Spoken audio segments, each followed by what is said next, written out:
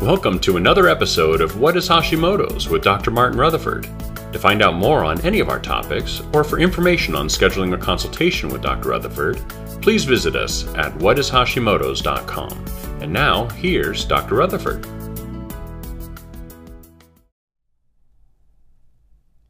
So the topic we've been asked to broach today is Hashimoto's thyroiditis in a teenager.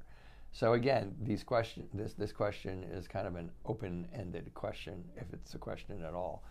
It's like, okay, does teenagers get it? Are they different than adults? What do they experience? So I'll try to hit all of those. So yes, teenagers get it. I have some paperwork on someone I'm going to be consulting in the next few days, and they're 17. Just for the record, we have seen a lot of teenage Hashimoto's,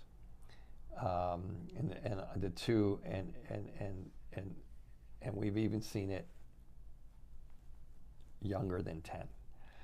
So Hashimoto's seems like it's evolving through genetic lines, and it's showing up earlier and earlier. I don't know if it's because we're aware of it, if the testing is better, because it's not particularly better, but if we're looking at the ranges better, but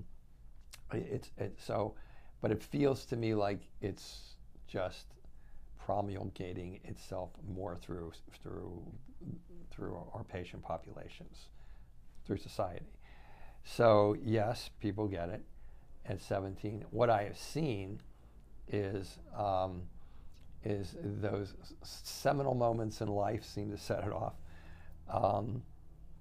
like puberty. The teenagers seem to blow up, especially the ones that go to college. They seem to blow up their freshman year in college.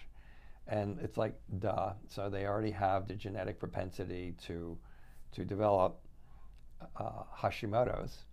And now they go to college and their schedules are a little bit off.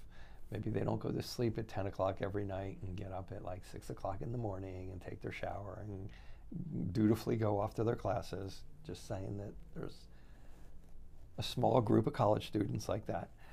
Maybe they are eating in the cafeteria. Maybe they're eating gluten all over the place.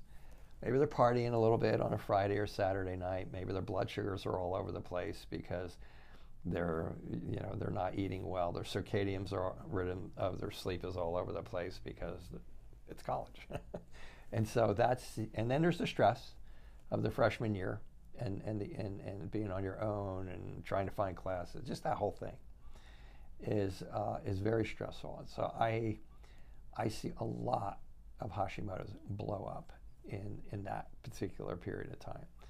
And so, and the other thing I see blow it up is just stress, in the sense that if that teenager is in a difficult situation at home with stress from maybe a recent divorce or those types of things, these seem to trigger them. But I mean the ultimate answer is, yeah, they get it. Yes, teenagers get it, and the symptoms are no different than when you get it when you're 50 or when you're 40 or when you're 30. I mean, it's the same thing. I'm fatigued. Sometimes it's my hair is falling out. I've started putting on weight. I couldn't go to class. I had to drop out of school.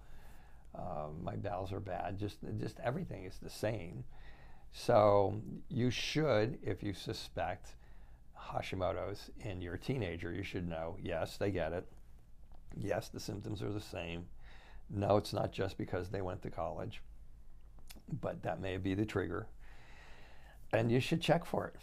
You should check them to see the antibodies. And at that point in time, I wouldn't put them on any new diets. I wouldn't take them off of gluten or anything like that. I would just make sure that they're doing exactly what they're doing so that you can make sure that the antibodies are up when you check for them. Go in. Hopefully you'll have a doctor who may be aware of this and should be aware of this, but I think it's kind of data is just seeping out into the medical world, just like drip by drip, a little bit at a time. And if you can get a doctor to check them for their thyroid, then that's what you should do, because without a doubt your teenager could have Hashimoto's thyroiditis.